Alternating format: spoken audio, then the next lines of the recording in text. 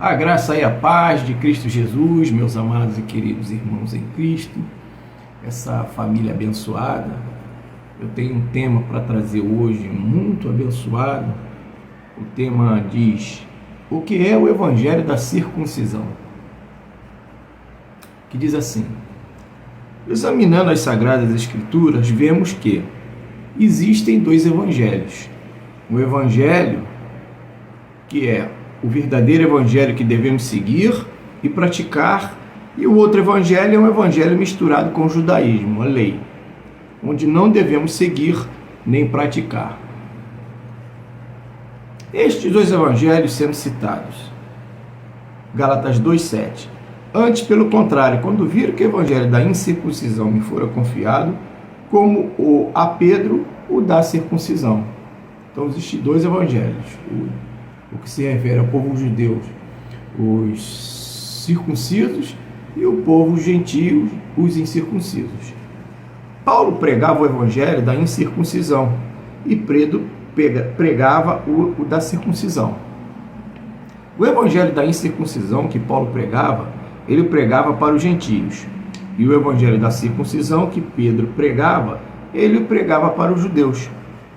O evangelho da circuncisão é um evangelho misturado com o judaísmo, com as práticas do judaísmo, ou seja, com a lei de Moisés.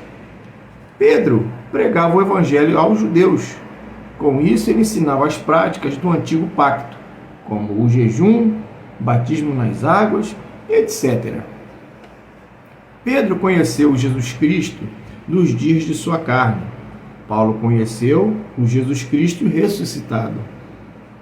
Deus levou Paulo ao terceiro céu e o ensinou o evangelho da incircuncisão, que é o evangelho da graça, para Paulo pregar aos gentios.